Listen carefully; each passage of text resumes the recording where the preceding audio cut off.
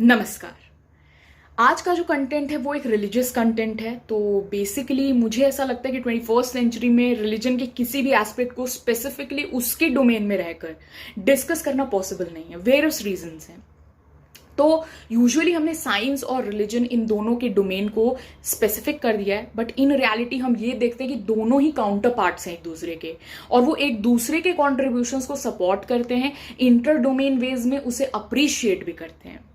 तो इसलिए अपने और अपने ऑडियंस के कन्वीनियंस के लिए मैंने इसे 4 पार्ट्स में इस डिस्कशन को रखा है, जो है रिलीजन, स्पिरिचुअलिटी, साइंस, ऑब्जेक्टिविटी और हमारा एथिक्स। बस इसी इंटेंट के साथ कि पॉपुलेशन के हर कैटेगरी को कुछ ना कुछ टेक अवे हो इस वीडियो से।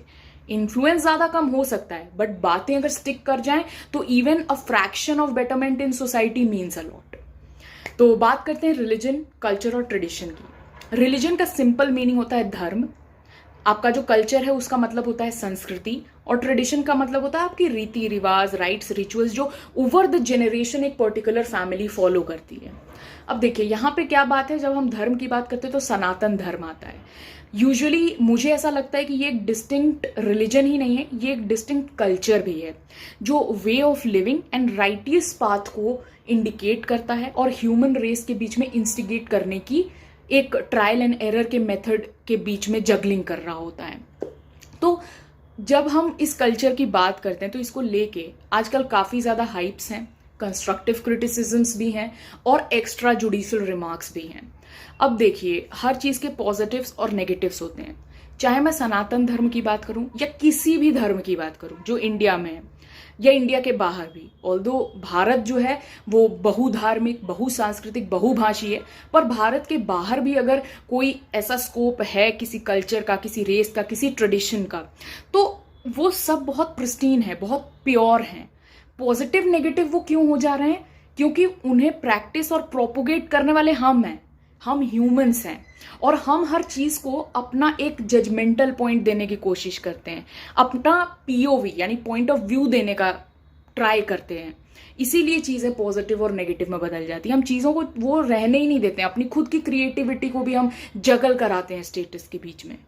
तो ये बहुत ज्यादा इंपॉर्टेंट चीज है, और ये वर्ड मैं यूज नहीं करना चाहती हूँ, पर एक रियलिटी है कि सनातन धर्म को कहीं ना कहीं स्ट्रीट कल्चर बना दिया गया है, जहां पे बस ऐसा कुछ लोगों को ऐसा लगता है कि हम भगवा वस्त्र पहन लेंगे और सड़कों पे स्लोगनेरिंग करेंगे और बहुत सारे डेथ थ्रेट्स देंगे, वर्बल अब्यूजेस देंगे, और इससे हम सनातन धर्म का उत्थान कराएंगे या फिर इसे फ्लरिश कराएंगे, इसे सस्टेन कराएंगे। बट ऑन द कॉन्ट्ररी आप क्या कर रहे हो? आपको पता है, आप डिग्रेड कर रहे हो अपने कल्चर को, अपने वैल्यूज को। बिकॉज सनातन धर्म या कोई भी धर्म वो ऑलरेडी अपलिफ्टेड है, हमें उसके लेवल पे अपने आप को इक्वेट करना है, हम उसे उठाने वाले कोई नहीं होते हैं। फॉर एग्जाम्पल, सनातन धर्म ने आउटलिव किया है many decades it has outlived. तो वो तो हमेशा रहेगा, हम शायद नहीं रहेंगे। और इसमें कोई दो राय नहीं है कि कुछ लोगों के परसेप्शंस हो जाते हैं कुछ कल्चर के प्रति, कुछ रिलीजन के प्रति। क्यों? क्योंकि वही है, प्रैक्टिस करने वाले हम हैं। तो हमारा जो बिहेवियरल कॉग्निजेंस होगा, हमारा जो गेट ऑफ प्रेजेंटेशन होगा, वो उसी के थ्रू हमारे कल्चर और रिलीजन को जानेंगे। तो हम क्या एग्जाम्पल सेट कर रहे हैं, ये जानना बहुत जरूरी है। And Sanatan is all about tolerance, flexibility, inclusivity. It's not about rigidity, it's not about being vulgar. ऐसा कहीं नहीं सिखाया गया है। और ये जो शास्त्र और शस्त्र के बारे में भी बात की जाती है, कई लोग इसको वायलेंस को प्रोपगेट करने के लिए भी यूज करते हैं।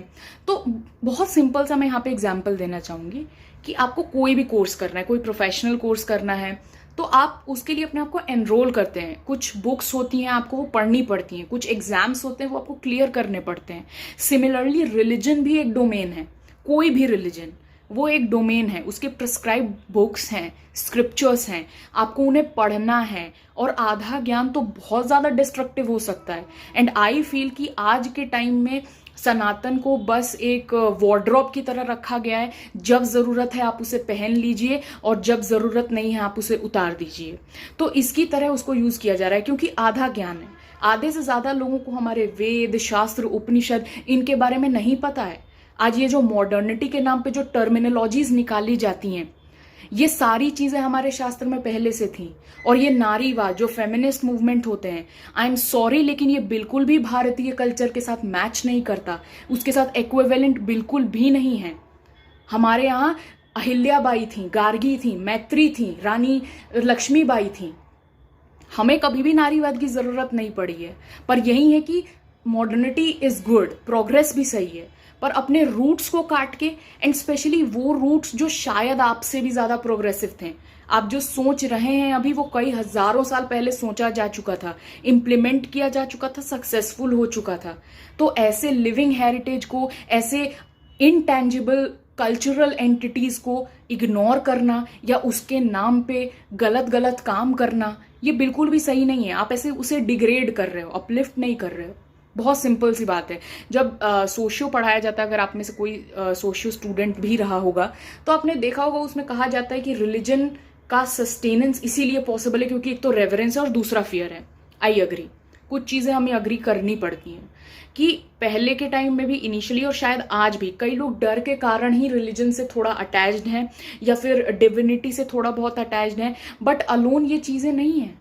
अगर आप रिलीजन की बात करो तो रिलीजन के साथ एक बहुत इंपॉर्टेंट एस्पेक्ट आता है फेथ का, और फेथ जो है वो काफी बाइनरी टर्म है। फेथ आपको हमेशा ह्यूमिलिटी सिखाता है, ग्रैटिट्यूड सिखाता है, सर्विस बिफोर सेल्फ सिखाता है। तो वो आपके कैरेक्टर बिल्डिंग में और आपकी पर्सनैलिटी एक्सपेंशन में आपकी हेल्प करता है। आप अपना थोड़ा सा पॉइंट ऑफ व्यू अगर बदलेंगे तो आपको पता चलेगा कि कुछ भी ट्रेडिशनल नहीं है, कुछ भी कन्वेंशनल नहीं है। It's just your point of view कि आपने किसी चीज को नेग्लेक्ट कर दिया है और आप जिस चीज को लेके चल रहे हो वो शायद वर्स्ट केस सिनेरियो है। तो ये चीजें जानना बहुत ज्यादा जरूरी है। अब जैसे कि सेक्युलराइजेशन है, डेमोक्रेसी है, रिपब्लिक है, ये सारी चीजें भारत में बहुत हजारों साल पहले थी, जब शायद वेस्ट के लोग पत्तों में घूम रहे थे और विच क्राफ्ट जैसे इनह्यूमेन प्रैक्टिसेस कर रहे थे, तब भारत में चीजें होती थी और अब यही लोग हमें सिखा रहे हैं। अब यहाँ पे देखिए ट्रिक क्या है, उन्होंने क्या किया है कि जो भी हमारे यहाँ अच्छी चीजें थी ये उसको आईपी करने का ट्राई कर रहे हैं, उसको अपना बताना चाह रहे हैं और सेक्युलराइजेशन ऑफ आर्ट करना चाह रहे हैं ताकि भारतवासी जो है उसे क्लेम ना कर पाए।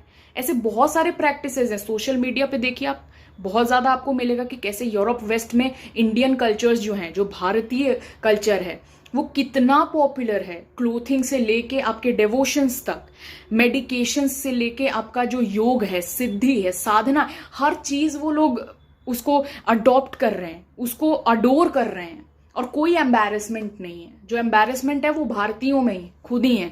जैसे हिंदी का एग्जाम्पल ले लीजिए आप, अभी इंडिया और भारत का जो टसल चल रहा है, तो आप देख रहे हैं कि लोग किस तरीके के मानसिकता के हैं, क्यों ये डिबेट स्पार्क आउट हुआ, और इस पे भी जो क्रिटिसिज्म्स किए जा रहे हैं उसके अंदर हमें नहीं घुसना है, बिकॉज पॉलिटिक्स एक अलग रेल्म है। हम साइंस और रिलीजन को ले सकते हैं बट पॉलिटिक्स एंड रिलीजन कभी नहीं जाएगा। तो जैसे कि तिलक का ही एग्जाम्पल ले लीजिए, मेरे को अभी 1-1.5 महीने से मैंने तिलक लगाना स्टार्ट किया है, क्योंकि ये हमेशा से हमारे धर्म में था और इसका साइंटिफिक कारण भी है, क्योंकि ये थर्ड आई होती है तो अजन चक्र जो है वो इससे एक्टिवेट होता है। आप कहीं ना कहीं मटेरियल वर्ल्ड और अपने स्पिरिचुअल वर्ल्ड को डिस्टिंक्टिफाई कर पाते हैं और अपने गोल पे फोकस कर पाते हैं। और ये साइंस ने खुद एक्सप्लेन किया, इसको खुद माना है। जैसे कि नासा ने जब बोला था कि जो हमारा ब्रह्मांड है उसका जो साउंड है वो ओम का है, इसरो ने नहीं कहा था, नासा ने कहा था। तो हमें अच्छी चीजें देखनी है, उन्हें प्रमोट करना है, उनसे हम कैसे अपनी डेली लाइफ में उन चीजों को अडॉप्ट कर सकते हैं, कैसे उसे प्रमोट कर सकते हैं, हमें वो जानना है। तब जाके जो हमारा रिलीजन है, साइंस, कल्चर, स्पिरिचुअलिटी, ये सब एक दूसरे के साथ वर्क कर पाएंगे, कोऑर्डिनेट कर पाएंगे, और सोसाइटी तभी बेटर वे में वर्क करेगी जब सब कुछ सिस्टमिक होगा। के मोहम्मद एक काफ़ी फेमस आर्कियोलॉजिस्ट हैं, आप लोगों ने सुना होगा। बहुत सारे एक्सकेवेशंस के बाद बहुत सारे हिंदू टेम्पल्स को उन्होंने रिकंस्ट्रक्ट कराया था, और उनके वर्ड्स हैं कि हिंदुइज्म जो है वो एक बहुत ही डाइवर्सिफाइड कल्चर है। आपको जिसे वर्शिप करना है, जैसे वर्शिप करना है, आप कर सकते हैं। इसीलिए जब आप ऑब्जेक्टिविटी की भी बात करते हैं, एथिक्स की बात करते हैं, किसी भी प्रोफेशन में, किसी भी सेक्टर में आप चले जाइए, भर भर के करप्शन है, डिसऑनेस्टी है, लॉयल्टी नहीं है, ट्रांसपेरेंसी नहीं है, ओपेकनेस बढ़ती जा रही है, इररिस्पॉन्सिबिलिटी बढ़ती जा रही है। जबकि गवर्नेंस के जो 3 बहुत इंपॉर्टेंट चीजें होती है वो यही होती है, रिस्पॉन्सिबिलिटी, अकाउंटेबिलिटी एंड एक्सेप्टेंस। तो यही चीज़ें कम होती जा रही हैं। स्पेशली आप ब्यूरोक्रेसी की ही बात करिए या गवर्नेंस के सेक्टर्स की बात करिए, उनके विंग्स की बात करिए, तो जो श्री कृष्ण जी जो उपदेश देते हैं अर्जुन को, जो गीता के रूप में हमारे पास है, सनातन धर्म में मैं पर्टिकुलरली बात कर रही हूँ, किस तरीके से श्री कृष्ण खुद इतने बड़े डिप्लोमैट थे, उन्होंने ग्लोरीफाई किया है उस पोजीशन को। जब महाभारत का युद्ध होने वाला था तो वो शांति दूत बन के गए थे हस्तिनापुर। जब कुछ भी काम नहीं किया तब उन्होंने धर्म युद्ध छेड़ा, और अर्जुन उस टाइम पे काफी ज्यादा कंफ्यूज था। जो हम आज बोलते हैं ना, ये तो धर्म संकट हो गया, सिर्फ इसीलिए क्योंकि हम कॉन्शियस माइंड से सोचते हैं, सब कॉन्शियस से नहीं कि क्या सही है और क्या गलत है, राइट टाइम पे राइट एक्शन क्या होना चाहिए। अगर हम अपने इमोशंस को अलग करके चीजों को देखना स्टार्ट कर दें तो धर्म संकट पैदा ही नहीं होगा। और गीता में तो लाइफ के बहुत बड़े बड़े लेसन्स हैं, और कैरेक्टर बिल्डिंग के लिए वो बेस्ट बुक है। तो इस तरीके से मैं एंड में इतना ही कहना चाहूंगी कि मैंने अपने कल्चर को इस तरीके से देखा है, और ये पर्सनल पॉइंट ऑफ व्यूज हैं। सोसाइटी को बेटर बनाने के लिए किस तरीके से इस कल्चर को यूज किया जा सकता है, और किस तरीके से वर्ल्ड में एग्जिस्ट कर रहे सभी कल्चर्स को रिस्पेक्ट दिया जा सकता है, वो यही है कि आप उससे सीखें कि किस तरीके से आप अपने वर्क प्लेस में, आप अपने धर्म में, अपने कर्म में उसको कैसे इन्वाइट कर सकते हैं। नमस्कार।